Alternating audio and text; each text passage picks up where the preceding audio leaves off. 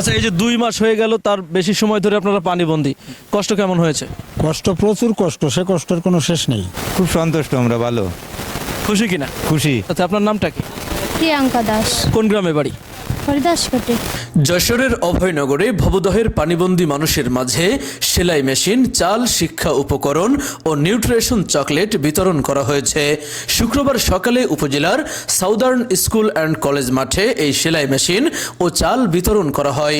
আমরা অভয়নগরবাসীর ব্যানারে উত্তরবঙ্গে বন্যার সময় যেই অর্থ সংগ্রহ করা হয়েছিল, সেই অর্থের কিছু অংশ দিয়ে পানিবন্দী মানুষের পাশে দাঁড়িয়েছে অভয়নগর ব্লাড ব্যাংক স্বেচ্ছাসেবী সংগঠন। দর্শক, আজকে আমরা অভয়নগরবাসীর ব্যানার থেকে যেই সাহায্য করা হলো ভবদহের পানিবন্দী মানুষের মাঝে, ঠিক তেমনই একটি পরিবার এসেছিল এখানে সেলাই মেশিন নিতে, যার মেয়েটি শারীরিক প্রতিবন্ধী। তো আমরা সেই ব্যাপারে একটু তার মায়ের সাথে কথা বলতে চাই। আপনার নামটা কি? আমার নাম প্রিয়া। প্রিয়া, আপনার বাসা কোথায়? কুচলে, সুন্দরী কুচলে। আচ্ছা, বাড়ির কি অবস্থা? পানির বাড়ির জল উঠিল, এই পর্যন্ত উঠিল, তা সরিয়ে গেছে, এখন কাদা কাদা আছে উঠোনে। আজকে যে সেলাই মেশিন পেলেন, সেলাই মেশিন চালাবে কি? মেয়ে ও চালাতে পারে? হ্যাঁ, একে ওই স্কুলে একটু শিখাইতে এলো, ও জায়গায় শিখাইলাম। এবারে মেশিন দিয়ে শিখাই, এবারে মেশিন দিয়ে একেই শিখাবো, নাহলে আমি একে না শিখাইলে কি করে খাবে?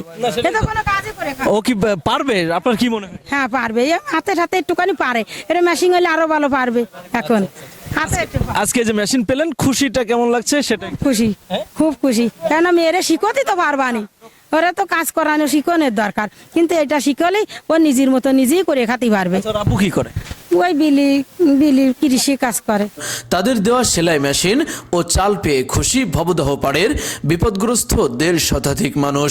কোটাগ্রামের নির্জন এলাকা হোসেন দ্বীপের বাসিন্দা আসগার আলী খন্দকার জানান, ঘরের মধ্য থেকে পানি সরতে শুরু করেছে। আশা করি খুব দ্রুত জলাবদ্ধতা থেকে মুক্তি মিলবে। দর্শক, আজকে এখানে বেশ কিছু এলাকার মানুষজনকে সেলাই মেশিন এবং চাউল বিতরণ করা হয়েছে। তো এই ব্যাপারে আমি একটু কথা বলতে চাই হোসেন দ্বীপের বাসিন্দা আসগর আলী খন্দকারের সাথে। আপনি একটু জানাবেন আপনার বাড়ির এখন কি অবস্থা? আমার বাড়ির অবস্থা এখনো, বাড়িতে পানি, বাড়ি মানে উঠানে হাঁটুর উপরে পানি। আচ্ছা, আর মানে আমরা সেইভাবে সবাই খুব খারাপ অবস্থানে বসবাস করছি। আচ্ছা, এই যে 2 মাস হয়ে গেল, তার বেশি সময় ধরে আপনারা পানিবন্দী, কষ্ট কেমন হয়েছে? কষ্ট, প্রচুর কষ্ট, সে কষ্টের কোনো শেষ নেই। যে কষ্ট হয়েছে সে কষ্টের কোনো শেষ নেই। আচ্ছা, আরেকটা বিষয় হচ্ছে, পানি কি কমতেছে এখন? হ্যাঁ, পানি অল্প অল্প করে কমতেছে। আচ্ছা, আশা করা যায় কতদিনের মধ্যে এই পানিটা কমে শেষ হয়ে যাবে? এটা তো বাড়ির পানি পড়তেই তো এখনো 2 মাস, 2.5 মাস, 3 মাস লেগে যাবে, আচ্ছা, মানে বাড়ির থেকে পানি নামার। আচ্ছা, আজকে এই যে আপনাদেরকে চাউল দেওয়া হলো, কেমন লাগছে? খুব ভালো লাগছে, খুব ভালো লাগছে। ধরো সংস্থাটা আমাদের ডেকে এনে কিছু চাউল দিয়েছে, আমাদের কিছু উপকৃত হবে আচ্ছা, সবাই। কত কেজি চাউল পেলেন? 25 কেজির বস্তা, এক বস্তা। আচ্ছা, আর আরো আপনার সাথে আর কে কে এসেছিল? আমার সাথে এসেছিল আমার ভাইপো আসেছিল, একটা পোতা আসছিল, একটা ভাইজি একটা। আচ্ছা, সবাই কি চাউল পেয়েছে? হ্যাঁ, সবাই পেয়েছে। দর্শক, আমি অভয়নগর উপজেলার চলিশিয়া ইউনিয়নের কুটা হোসেন দ্বীপের আরো একজন ব্যক্তির সাথে কথা বলতে চাই। আপনার নাম কি? ওমর আলী খন্দকার। ওমর আলী খন্দকার, আপনার বাসায় আমি গিয়েছিলাম, আপনার কি মনে আছে? আছে। আচ্ছা, আপনাদের বাড়িতে তখন দেখেছিলাম মোটামুটি ঘরের মধ্যে পানি, এখন কি অবস্থা? ঘরের থেকে নেমে গেছে পানি। আচ্ছা, মোটামুটি এখন কি চলে ফিরে বেড়ানো যাচ্ছে নাকি? না, চলে ফিরে বেড়ানো এখনো সেরাম হয়নি, এখনো হচ্ছে হাঁটু পানি। আচ্ছা, আপনাদের বাড়ির আশেপাশে কত দূরে হচ্ছে জনবসতি? মেলা দূরে, ওই 1 কিলো 1/2 কিলো দূরে এরকম। আজকে এই যে চাউল পেলেন, আপনাদেরকে সহযোগিতা করা হলো, অনুভূতিটা জানা। খুব সন্তুষ্ট আমরা, ভালো খুশি কিনা? খুশি। আচ্ছা, এরকম সহযোগিতা কি আপনারা এর আগে পরে পেয়েছেন? না, এরকম কোন সহযোগিতা পাইনি, আজকে সবচেয়ে বেশি সহযোগিতা পেলেন? আজকে সবচেয়ে বেশি বললাম। আচ্ছা, আমাদের জন্য দোয়া করবেন কিনা, বা যে এই যে যারা আপনাদেরকে সাহায্যটা করলো তাদের জন্য দোয়া করবেন কিনা? আপনাকে জন্য প্রচুর দোয়া, আর যারা দিয়েছে তাকে জন্য প্রচুর দোয়া, মানে তাকে জন্য বেশি দোয়া, আরো তারা যেন এরকম মানুষকে দিতে পারে। এ সময় উপস্থিত ছিলেন অভয়নগর ব্লাড ব্যাংক স্বেচ্ছাসেবী সংগঠনের স্বপ্নদ্রষ্টা সৈয়দ সোহাইব ইমতিয়াজ ইয়াদ। মেইনলি ধন্যবাদ তহিদ ভাই। আমরা আসলে আপনি যেটা বললেন যে বিগত দিনে ফেনীতে যে বন্যা হয়েছিল, সেটার জন্যই আমাদের বিগত প্রায় 2-2.5 মাস আগে আমরা একটা অর্থ সংগ্রহ করি। আমরা অভয়নগরবাসীর ব্যানারে, যেখানে স্বতঃস্ফূর্তভাবে অভয়নগরের প্রতিটি মানুষ, প্রতিটি ইউনিয়ন এবং প্রতিটি গ্রাম থেকে তারা আমাদেরকে সহযোগিতা করে, এবং আমাদের প্রায় 3 লক্ষ টাকার অধিক আমরা ফান্ড কালেকশন করি।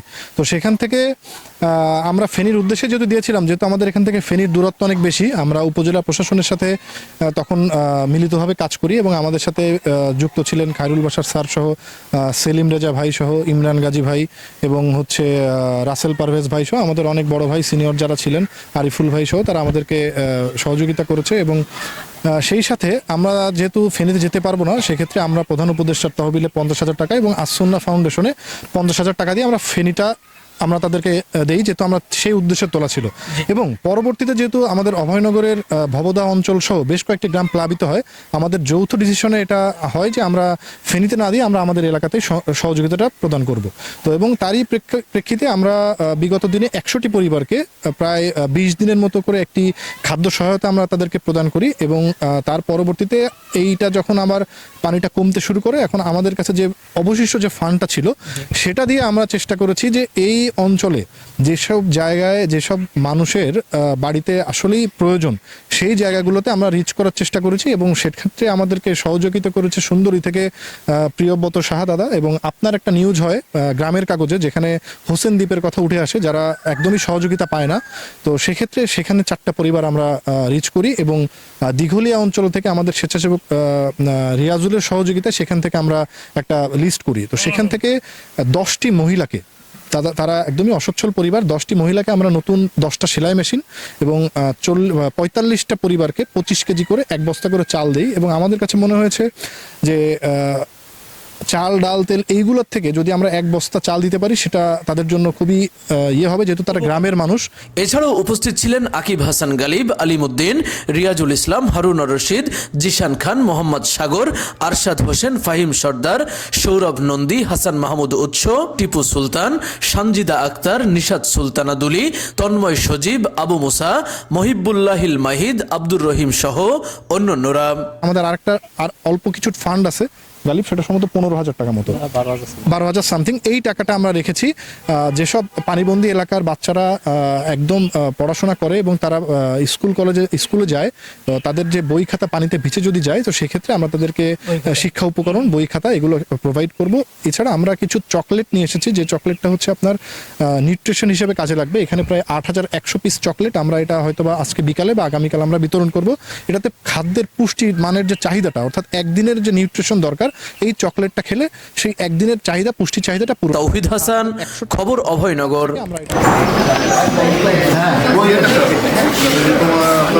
আপনি কি বিশেষজ্ঞ কার্ডিওলজি ডাক্তার দ্বারা ইকোকার্ডিওগ্রাফি করে রোগ নির্ণয় করতে চান? তাহলে আজই আসুন ইউনিক ডায়াগনস্টিক অ্যান্ড কনসালটেশন সেন্টারে। এখানে প্রতি বৃহস্পতিবার ইকোকার্ডিওগ্রাফি করে চিকিৎসা সেবা প্রদান করছেন কার্ডিওলজি বিশেষজ্ঞ ডাক্তার হিমেল সাহা।